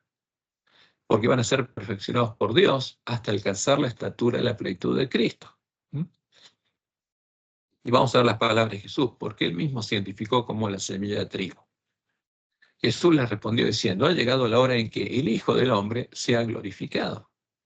De cierto, os digo que si el grano de trigo, fíjense, el Hijo del Hombre, el grano de trigo, no cae en la tierra y muere, queda solo. Pero si muere, lleva mucho fruto. O sea, tenía que morir para llegar a ver linaje, para tener hermanos, para que haya otros como él. Y como leemos en Romanos 8:28, ¿qué obraría Dios? Cumpliendo su promesa del pacto con el Mesías. Y sabemos que a los que aman a Dios, los que aman a Jehová, todas las cosas les ayudan a bien. Esto es a los que conforme a su propósito son llamados, porque a los que antes conoció también los predestinó para que fuesen hechos conformes a la imagen de su Hijo. ¿Qué haría Dios? Transformaría a todos los hermanos de Jesús, a todos los que él redimió y tuvieran la fe de Jesús, a su imagen, para que él sea el primogénito entre muchos hermanos, entre muchos hijos de Dios, el primogénito de la simiente de la mujer. Y a los que Dios predestinó, a estos también Dios llamó, y a los que llamó, a estos también Dios justificó, y a los que justificó, a estos también Dios glorificó. Eso es lo que Dios estaba haciendo en la iglesia primitiva, porque todas las piedras vivas, todos los hermanos de Jesús eran piedras vivas y eran parte del templo de Dios, y Dios lo estaba transformando en imagen de Jesús, como dice Pablo en Efesios 4:13. Hasta que todos lleguemos a la unidad de la fe y del conocimiento del Hijo de Dios, a un varón perfecto, a la medida de la estatura de la plenitud de Cristo. A ser como Jesús. ¿En qué iguales a Jesús? En lo que tendríamos escrito en la mente y en el corazón, teniendo el nombre de Dios escrito en la frente, como el Cordero. Ahora, y esto es muy importante, fíjense que es muy claro, porque Satanás inspiró a Roma a crear el anticristo. ¿Podemos llegar a alcanzar la estatura de la plenitud de un Jesús que no tiene nuestra carne y es 100% Dios? No, porque tendremos que tener esa carne, que no la tenemos, y como decían nuestros teólogos, la vamos a tener en la segunda venida, y no podemos llegar a ser 100% Dios. Es imposible. Entonces, ¿por qué? Porque el anticristo fue creado ¿para qué? Para ocultar justamente el Evangelio del Reino de Dios, para que no haya más hijos de Dios. Pues la respuesta es clara, no podemos ser como el anticristo, pero con el verdadero Jesús sí. Y ese Jesús, el anticristo, no es nuestro hermano, no es una oveja, es el falso Jesús, el anticristo, es el engañador y el testigo falso, es la semilla de la cizaña, porque el verdadero Jesús es la verdadera semilla de trigo, y la falsa semilla de trigo es el anticristo. Es parte de la doctrina que lleva a conocer las profundidades de Satanás, la semilla que germina en nuestros corazones cuando decidimos conscientemente entrar por la puerta ancha y recibimos al falso Espíritu Santo, ¿no? El que nos hace parte de la sinagoga de Satanás, y esa semilla crece hasta llegar a ser una planta de cizaña madura con fruto. Aquí me falta el cómo, que refleja plenamente no la imagen de Jesús, sino la imagen de Satanás, porque esa persona llega a conocer las profundidades de Satanás, y esa es la diferencia, y es clara la diferencia. Y seguimos con las palabras de Jesús, Marcos 4:15. Y estos son los de junto al camino, en quienes se siembra la palabra, pero después que la oyen, enseguida vienen esas aves, simbolizan a quién, a Satanás, a los espíritus demonios y a sus siervos. ¿Y qué hacen? Quitan la palabra que se sembró en sus corazones, ¿m? Porque Satanás quiere impedir que haya hijos de Dios, porque el conflicto está entre Satanás y Dios, en quién es simiente, en quién de nosotros es simiente de la mujer, o es simiente de la serpiente, hijo de la mujer vestida de sol, o hijo de la serpiente de Satanás. Entonces, ¿qué hace Satanás y sus siervos? Quiere arrancar la semilla del reino para que no haya hijos de Dios. Eso es lo que es Satanás. ¿Y qué pasa con los de junto al camino? Son los que confían en los hombres. La tierra junto al camino representa a los hombres que creen en los hombres que pasan por el camino, a los que usa Satanás para arrancar la semilla del reino. Por eso está el camino, porque por el camino pasan hombres. Y en el tiempo de Jesús eran los líderes religiosos judíos. En el tiempo de la apostasía llegaron a ser los sacerdotes católicos, y en nuestro tiempo, en el tiempo de la última generación, cuando se hubiera desarrollado la apostasía omega en nuestra iglesia, llegarían a serlo los dirigentes y ministros adventistas, los siervos malos, que estarían comiendo y bebiendo con los borrachos, sembrarían la semilla de la cizaña, y perseguirían y golpearían a los siervos fieles a los que Dios enviaría a darles el verdadero alimento a tiempo a sus hermanos, a sembrar la verdadera semilla de trigo. Es triste, pero es lo que Dios anunció que pasaría. Y Marcos 4:16, Jesús habla de otra tierra. Estos son, asimismo, los que fueron sembrados en pedregales, los que cuando han oído la palabra, al momento la reciben con gozo. Adventistas que al entender el Evangelio del Reino de Dios, lo reciben con gozo, no en nuestro tiempo, pero no tienen raíz en sí, sino que son de corta duración, porque cuando viene la tribulación o la persecución por causa de la palabra, luego tropiezan. O sea, si Satanás no puede arrancar la semilla y una persona le entiende, ¿qué tiene que hacer? Empezar a recorrer el camino angosto y darle alimento a tiempos hermanos. ¿Y qué hace? Viene la tribulación, la persecución por causa de la palabra. Y algunos tropiezan, se vuelven atrás. Los sembrados en pedregales son los que por causa de la persecución se vuelven atrás y dejan de seguir el camino angosto. Y la plantita que había nacido en sus corazones se seca. Porque si salimos, dejamos de recorrer el camino angosto, ¿qué pasa con la plantita que está creciendo en nuestro corazón? Se seca. Y Dios no la puede seguir, no la puede hacer crecer. Y se seca. ¿Y qué pasó? Fíjense, esto lo vemos que ocurrió. Los miembros de la iglesia primitiva profetizaron por 1260 años sembrando la semilla del reino, predicando el evangelio del reino de Dios, y fueron perseguidos por el dragón y su mujer, para impedir que la semilla del reino fuera sembrada y la mujer vestida de sol diera a luz nuevos hijos y hermanos de Jesús. Y la semilla del reino dejó de ser sembrada cuando el dragón y su mujer y sus siervos lograron echar por tierra el lugar santuario de Dios y la verdad, asesinando a todo el pueblo que conocía a su Dios y predicaba la verdad. Pero como Jesús lo anunció y le indica a Pablo, todo el que quisiera seguir el camino angosto y sembrar la semilla del reino, sufriría persecución. Ahora, si no hay persecución, es que hay un problema ahí. Es que no se está sembrando la semilla del reino. Estas son las palabras de Jesús: bienaventurados los que padecen persecución por causa de la justicia, porque de ellos es el reino de los cielos. Bienaventurados sois cuando por mi causa os vituperen y os persigan y digan toda clase de mal contra vosotros mintiendo. ¿Contra quién? Contra los que predican el verdadero Jesús. Gozaos y alegraos, porque vuestro galardón es grande en los cielos, porque así persiguieron a los profetas que fueron antes de vosotros. O sea, el que profetiza enseñando cuál es el significado de la profecía va a ser perseguido. Pero Dios le mandó al volantista profetizar de vuelta, de nuevo. ¿Qué cosa? La verdad, teniendo el Evangelio eterno. Y por supuesto, cuando hiciéramos eso habría persecución. Como dice Pablo en 2 Timoteo 3, 12 y 13. Y también todos los que quieren vivir piadosamente en Cristo Jesús padecerán persecución. ¿Quiénes? Todos. Todos los que quieran vivir piadosamente en Cristo Jesús y recorrer el camino angosto serán perseguidos. Mas los malos hombres y los engañadores irán de mal en peor, engañando y siendo engañados. Entonces la persecución siempre viene. Si Satanás no puede arrancar la semilla, persigue al que la entendió. Y están los que son sembrados entre los espinos. Y dice Jesús, estos son los que fueron sembrados entre espinos, los que oyen la palabra, pero los afanes de este siglo y el engaño de las riquezas y las codicias de otras cosas entran y ahogan la palabra y se hace infructuosa. Porque si en el corazón crece otra cosa, no puede crecer la semilla del reino. No puede haber amor de Dios en lugar donde está el amor a las cosas de este mundo. Eso es muy claro. Entonces los sembrados entre espinos son los que, como el joven rico, cuando Jesús lo llamó y le dijo, sígueme, porque eso le faltaba. Oyen la palabra, pero no siguen a Jesús en el camino angosto. Se lo impiden los afanes de este mundo y el engaño de las riquezas, detrás de los cuales siguen.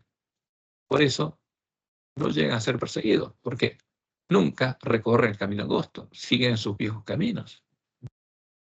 Y en Marcos 4:20 Jesús dice lo siguiente, y estos son los que fueron sembrados en buena tierra. Son los que oyen la palabra y la entienden, la reciben y dan fruto a 30, 60, 100 por uno. ¿Por qué? ¿Son perseguidos? Sí. ¿Se vuelven atrás? No. ¿Son atrapados por los afanes de este siglo, el engaño de las riquezas? Tampoco. ¿Por qué? Porque venden todo lo que tienen para comprar el campo. Aman más, tienen más hambre y sed de justicia que de las cosas de este mundo. Y en nuestro tiempo, la buena tierra es un símbolo del corazón de los siervos fieles y prudentes, ¿no? De la que los siervos malos no pueden arrancar la semilla del reino, ni la persecución hace que se vuelvan atrás, y son atrapados por las preocupaciones de las cosas de este mundo, sino siguen adelante en el camino angosto hasta dar fruto, hasta llegar a la ciudad de Dios y recibir el sello de Dios. Son las vírgenes sensatas. Esa es la buena tierra. Por eso Jesús dice, ¿quién es pues el siervo fiel y prudente? Porque está hablando del sermón profético, Mateo 24:25, en el que, en ese tiempo, el reino de los cielos se semejante a las vírgenes. Entonces dice, ¿qué virgen es pues el siervo fiel y prudente al cual puso su Señor sobre su casa para que les dé el alimento a tiempo? ¿Qué alimento? El que nos daría el hombre de la escobilla, la verdad. Bienaventurado aquel siervo al cual, cuando su Señor venga, le haya siendo así. ¿Hasta cuándo tiene que seguir el camino angosto? Hasta que Jesús venga a buscarlo para ir a la batalla. De cierto os digo que sobre todos sus bienes le pondrá. Pero si aquel siervo malo dijera en su corazón, mi Señor tarda en venir, y comenzara a golpear a sus consiervos, a perseguirlos y aún a comer y a beber con los borrachos. ¿Por qué? Porque no predica la comida y la bebida de los borrachos, sino la verdad. Vendrá el Señor de aquel siervo en día que éste no espera y a la hora que no sabe, y lo castigará duramente y pondrá su parte con los hipócritas, con los falsos. Allí será el lloro y el crujir de dientes. Y como Jesús lo anunció en la parábola del trigo y la cizaña, en nuestro tiempo volvería a haber en el reino de los cielos, en el campo de padre familia, entre las vírgenes que habrían salido a recibir a la esposa y se habrían dormido, una cosecha de trigo. Y sería cuando recuperáramos el conocimiento de la verdad echada por tierra y se produjera el verdadero reavivamiento de la piedad de la iglesia primitiva. Pero antes que esto sucediera, cuando todas las vírgenes se hubieran dormido, entraría el enemigo y sembraría la semilla de la cizaña. La Gran Babilonia nos daría a beber del vino, el furor de su fabricación, y por eso caería. Y ese vino está en las creencias fundamentales de la Iglesia adventista, porque ahí está el falso Dios y el falso Jesús al que adora Roma. Y está el Espíritu Santo que habita en Roma. Pero Dios no permitiría que esas semillas germinen en nuestros corazones hasta que nos enviara el profeta Elías, hasta que todas las vírgenes fueran despertadas de su sueño, hasta que todas tuvieran oportunidad de arreglar sus lámparas y la verdadera semilla de trigo fuera sembrada en nuestros corazones. Como dice Elena White, porque Dios le mostró lo que pasaría en el tiempo de la apostasía omega. Y ella dice, la profecía debe cumplirse. El Señor dice, he aquí, yo os envío al profeta Elías antes que venga el día de Jehová, grande y terrible. ¿Por qué? ¿Qué pasaba en el tiempo de Elías? Jezabel, Acab se había casado con Jezabel, Jezabel había quitado a los profetas de Jehová y había puesto profetas de Baal. Y al pueblo se le está enseñando a adorar a Baal, al dios de la Gran Babilonia, como ahora. Todo se cumple exactamente con el tiempo de Elías. Y Dios dice, yo les voy a enviar al profeta Elías antes que venga el día de Jehová grande y terrible. ¿Para qué? Para que el pueblo se vuelva a Jehová. Y dice Elena, alguien debe venir con el espíritu y poder de Elías. ¿Y qué hizo Elías? Y acercándose Elías a todo el pueblo, dijo, ¿hasta cuándo claudicaréis vosotros entre dos pensamientos? Si Jehová es Dios, seguidle, y si Baal, id en pos de él. Puso en claro quién es Jehová y quién es Baal. La diferencia entre Jehová y Baal. Como estamos tratando de hacer la diferencia entre el verdadero Jesús y el falso. La diferencia entre Jehová y la abominación desoladora. Y por eso, cuando llegara ese momento, ahí empezaría a germinar el trigo y la cizaña. Porque tendríamos que tomar una decisión consciente, como Dios le mostró a Elena, primero escrito 118. Vi luego el tercer ángel, el que nos muestra, ¿qué cosa? ¿Cuál es la imagen de la bestia a la que no debemos adorar? ¿Cuál es Baal? Vi luego el tercer ángel, dijo mi ángel acompañante, su obra es terrible, su misión es tremenda. Es el ángel que ha de separar el trigo de la cizaña. Porque ahí, al empezar a entrar por la puerta ancha o la puerta angosta, ¿qué pasaría? Empezaría a germinar la semilla de trigo y la semilla de la cizaña. Y sellar o atar el trigo para el granero celestial. Estas cosas debieran absorber completamente la mente y la atención. Solo entonces, después de escuchar la plena predicación del mensaje de los tres ángeles, el mensaje de Elías, los adventistas empezaríamos a decidir conscientemente por qué puerta entrar.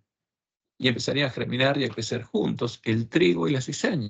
Entonces, un adventista recibiría un Espíritu Santo y otro. Uno lo haría parte de la sinagoga de Satanás, el que entraba por la puerta ancha, y el otro Espíritu Santo, el Espíritu de Jehová el Señor, lo haría parte del templo de Jehová. Y esas plantitas seguirían creciendo hasta el tiempo de la siega, cuando serían separados el trigo maduro de la cizaña madura en la iglesia remanente. Como leemos en Mateo 25, del 10 al 12. ¿Qué pasa con las vírgenes? Vino el esposo, y las que estaban preparadas, las plantas de trigo, entraron con él a las bodas, y se cerró la puerta. Después vinieron también las otras vírgenes diciendo, Señor, Señor, ábrenos. A él respondiendo dijo, de cierto os digo que no os conozco. Y en Mateo 13, 40 al 43, Jesús nos dice que en ese momento van a ser separados del trigo y la cizaña. De manera como se arranca la cizaña y se quema en el fuego, así será el fin de este siglo, el fin del tiempo de la iglesia militante. Enviará, dijo el hombre, a sus ángeles y recogerán de su reino, fíjense, de las vírgenes, a todos los que sirven de tropiezo, a los que hacen iniquidad, y los echarán en el horno de fuego. O sea, los deja en manos de Satanás. ¿A quiénes? A los adventistas nominales, a las vírgenes insensatas. Allí será el lloro y el crujir de dientes. Entonces los justos resplandecerán como el sol en el reino de su Padre. Los adventistas sellados, las vírgenes sensatas, que reciben la lluvia tardía y van a predicar el fuerte pregón. Por eso Jesús dice lo mismo que dice cuando hay una profecía. El que tiene oídos para oír, oiga. Y eso va a pasar. Por eso tenemos que entender la parábola del sembrador y las parábolas de Jesús, pues son profecías que fueron preservadas por Dios, porque la mayoría son profecías para la última generación del pueblo adventista. Y la próxima es una luz debajo del almot. Y en el Sermón del Monte, Jesús indicó que nosotros, al profetizar, predicando la verdad presente para nuestros días, haciendo la obra de Elías, la obra de los siervos fieles y prudentes, como lo hicieron los miembros de la iglesia primitiva, debemos llegar a ser la sal de la tierra y la luz del mundo, a pesar de que eso nos cueste ser perseguidos. Entonces llegaríamos a ser parte de la ciudad de Dios, la ciudad sentada sobre el monte de Sión, que no se puede esconder. Y vamos a leer estas palabras del Sermón del Monte, porque Marcos repite estas palabras en forma resumida. ¿Qué dijo Jesús? Bienaventurados los que padecen persecución por causa de la justicia. ¿Quién es perseguido? El que entiende la palabra del reino, como Jesús lo enseñó. Y sale a darle alimento a tiempo a sus hermanos, porque de ellos es el reino de los cielos. Bienaventurados sois cuando por mi causa os vituperen y os persigan y digan toda clase de mal contra vosotros mintiendo. Gozaos y alegraos, porque vuestro galardón es grande en los cielos. ¿Qué pasa si no nos persiguen? Hay un problema. ¿Qué pasa cuando las iglesias caídas reconocen a la iglesia adventista como parte del plan divino para evangelizar al mundo y la iglesia adventista reconoce a todas las iglesias caídas como parte del mismo plan? Hay un problema ahí. En cambio, si somos perseguidos y Jesús, gozaos y alegraos, porque así persiguieron los profetas que fueron antes de vosotros. Y eso pasaría cuando el pueblo adventista empezara a profetizar de nuevo. ¿Y qué dice Jesús? Vosotros sois la sal de la tierra. Y la tierra es el pueblo de la iglesia remanente. Ustedes son la sal de la iglesia adventista. Por eso la persecución, para impedir que sea sal, que la sal sale. Ahora, pero si la sal se desvaneciere, ¿con qué será salada? No sirve más para nada, sino para ser echada afuera y ayudada por los hombres. Eso pasa con los que se vuelven atrás.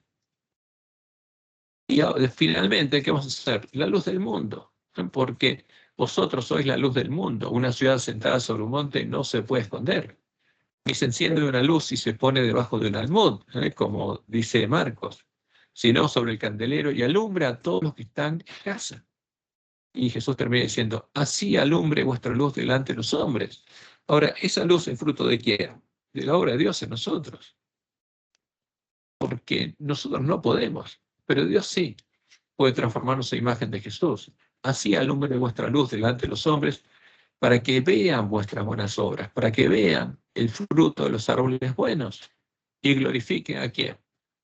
A nosotros no, a vuestro Padre que está en los cielos, porque Él está reinando. Es el fruto de que Dios reine en nosotros. Y Marcos, como le dijimos, repite estas palabras en forma resumida. Marcos 4, 21 al 23. También les dijo, ¿acaso se trae la luz para ponerla debajo del almud o debajo de la cama? ¿No es para ponerla en el candelero? Porque no hay nada oculto que no haya de ser manifestado ni escondido que no haya de salir a luz. Porque eso es lo que hace la palabra de Dios. Si alguno tiene oídos para oír, oiga. Y Marcos agrega las palabras en las que Jesús nos dice que demos sin medida, para recibir de Dios sin medida, como Jesús nos manda, y eso lo encontramos en Mateo 10. Dad de gracia recibisteis, dad de gracia. Y esto lo encontramos en Marcos 4, 24 y 25. Les dijo también, mirad lo que oís, porque con la medida con que medís, o sea, cuando a otro le damos con una medida, os será medido. Y aún se os añadirá a vosotros los que oís. Porque al que tiene, se le dará. Y al que no tiene, aún lo que tiene, se le quitará. Entonces, ¿qué está diciendo Jesús? Que demos. Ahora, y sin límite. De gracia recibisteis, dad de gracia. O sea, todo lo que recibimos de Dios, tenemos que darlo, porque somos ministros suyos. Y vamos ahora a otra parábola. La parábola del crecimiento de la semilla. O sea, que habla de las etapas del crecimiento de la semilla del reino. Y en esta parábola Jesús explica cómo Dios hace germinar y crecer la semilla del reino hasta el tiempo de la siega. Marcos 4, 26 en adelante. Decía además, así es el reino de Dios, como cuando un hombre echa semilla en la tierra, y duerme y se levanta de noche, y se levanta de noche y de día, y la semilla brota y crece sin que él sepa cómo. Crece sola. ¿Qué hace el hombre? La siembra, la riega y crece. ¿Y por qué crece? ¿Por qué germina? ¿Por qué crece? Y así es el reino de Dios. Los hombres, si se siembra semilla del reino, va a pasar lo mismo. Porque de suyo lleva fruto la tierra. Y ahí germina la semilla, después primero hierba, luego ya espiga, después grano lleno y la espiga. Y cuando el fruto está maduro, enseguida se mete la hoz, porque la siega ha llegado. Entonces, ¿cuándo llega la siega? Cuando el fruto está maduro. ¿Mm? Y podría haber una siega de trigo en nuestros días antes de que recuperáramos el conocimiento de la verdad echada por tierra y pudiéramos empezar a predicar nuevamente el Evangelio del Reino de Dios. No. Hasta que no recuperáramos el conocimiento de la verdad, no habría trigo en el campo del padre de familia. ¿Mm? Por eso, Santiago indica que Jesús esperaría para venir hasta que hubiera una cosecha de trigo preparada. Leo Santiago 5:7. Por tanto, hermanos, tened paciencia hasta la venida del Señor. Mirad cómo el labrador espera el precioso fruto de la tierra, aguardando con paciencia hasta que reciba la lluvia temprana y la tardía. Entonces, ¿qué pasa? Si la iglesia adventista no se siembra la semilla del reino, ¿va a tener Jesús una cosecha? No. ¿Puede venir a buscarnos para ir a batallas? No. Por eso ese es el primer trabajo que Dios nos dio, recuperar el conocimiento de la verdad echada por tierra. Y como dice Elena White, en Testimonios para los Ministros, 514, en el oriente, la primera lluvia caía en el tiempo de la siembra, ¿no? Esta es necesaria para que la semilla germine. Bajo la influencia de los aguaceros fertilizantes surgen los brotes tiernos. El Señor emplea estas operaciones de la naturaleza para representar la obra del Espíritu Santo. Como el rocío y la lluvia son dados en primer lugar para hacer que la semilla germine y luego para madurar la cosecha. Así el Espíritu Santo es dado para llevar adelante de una etapa a otra el proceso de crecimiento espiritual. Ha de haber primero hierba, luego espiga, después grano lleno la espiga. Acá está citando las palabras de Marcos. La lluvia tardía, al caer cerca del fin de la estación, madura el grano y lo prepara para la siega. La maduración del grano representa la terminación de la obra de la gracia de Dios en el alma. Mediante el poder del Espíritu Santo, se ha de perfeccionar en el carácter, ¿qué cosa? La imagen moral de Dios. Eso es lo que Dios prometió hacer. Que su imagen moral esté reflejada en nosotros, su gloria, porque su ley va a estar escrita en nuestra mente y en nuestro corazón. Y, termina diciendo Elena, debemos ser totalmente transformados ¿a qué? A la semejanza de Cristo. Debemos reflejar plenamente la imagen de Jesús. Esa es la promesa de Dios. Y eso es lo que sucede en el reino de Dios, cuando se siembra la verdadera semilla del reino. Y eso es lo que Satanás quiere impedir. Y vamos ahora a las últimas parábolas que cita Marcos, la parábola del grano mostaza. ¿Qué pasaría cuando fuera sembrada nuevamente la palabra del reino? Sucedería algo similar a lo que sucede con el grano mostaza. Marcos 4:30 en adelante. Decía también, ¿a qué haremos semejante el reino de Dios? ¿O con qué parábola lo compararemos? Es como el grano de mostaza, que cuando se siembra en la tierra es la más pequeña de todas las semillas que hay en la tierra. Pero después de sembrado, crece y se hace mayor, la mayor de todas las hortalizas, y echa grandes ramas, de tal manera que las aves del cielo pueden morar bajo su sombra. La semilla más chiquita se hace gigante. Y aquí hay algo interesante, porque Dios está hablando de lo que pasaría en el tiempo del fin. Inicialmente, como lo anuncia la profecía de Daniel 2, en el tiempo de los dedos de los pies de la gran imagen que le mostró a Nabucodonosor. El reino de los cielos sería semejante a una piedra cortada del monte no con mano. Y esa piedra simboliza a los primeros 144.000 sellados de la iglesia remanente, que serán parte del reino de Dios. Y leo Daniel 2, 31 al 34. Tuvo rey Benias, y aquí una gran imagen. Y Dios le mostró a Nabucodonosor qué cosa. Una gran imagen de su Dios, porque él enseguida reconoció que ese era su Dios, pero que no tenía las características que hubiera esperado Nabucodonosor. Esta imagen, que era muy grande y cuya gloria era muy sublime, estaba en pie delante de ti, y su aspecto era terrible. La cabeza de esta imagen era de oro fino, su pecho y sus brazos de plata, su vientre y sus muslos de bronce, sus piernas de hierro, sus pies en parte hierro y en parte barro cocido. Ahora, estaba en pie, ¿por qué? Porque todas las partes de la imagen habrían sido formadas. Y nosotros sabemos que la cabeza la formó Babilonia.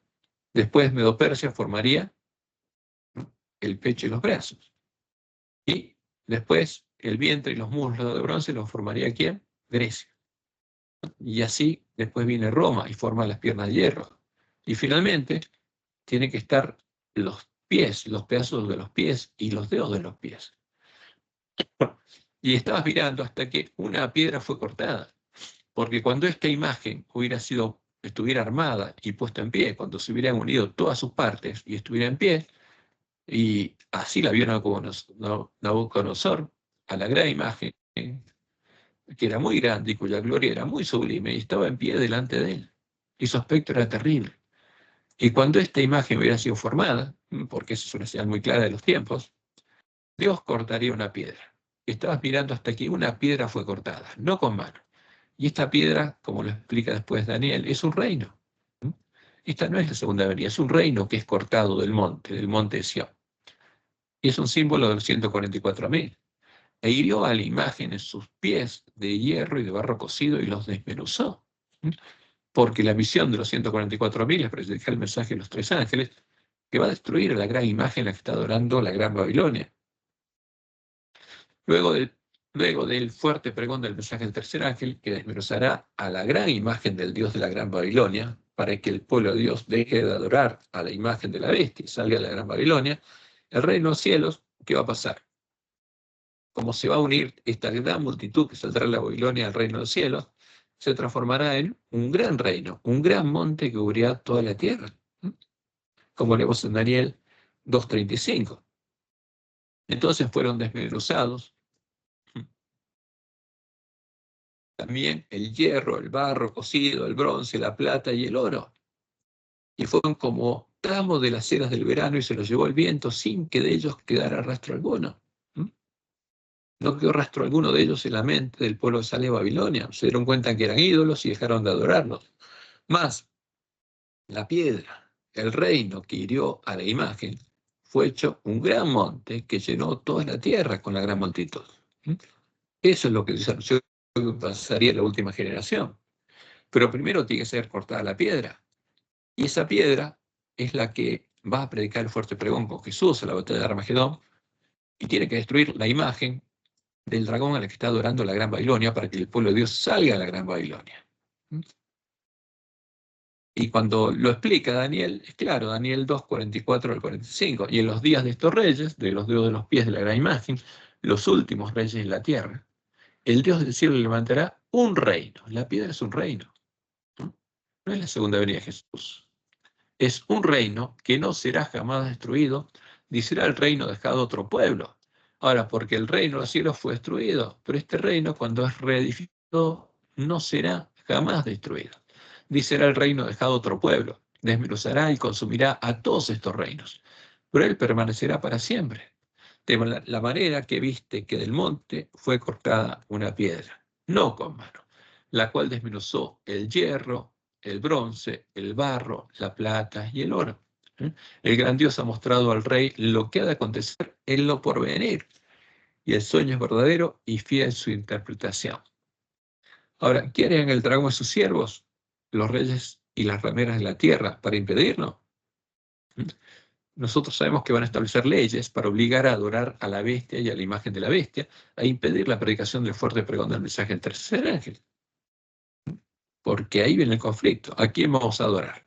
¿A Jehová o a los dioses de los paganos unidos en la gran imagen de Baal, cuyas piernas de hierro es el dios al que adoraba Roma en el tiempo de la apostasía?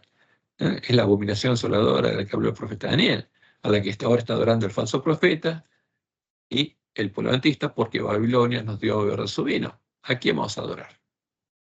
Como dice el juez, la fuerza es el último recurso de toda religión falsa. ¿Y qué hizo Nabucodonosor? Porque él enseguida dijo, mi Dios va a ser todo de oro, porque reconoció a la imagen como la imagen de su Dios.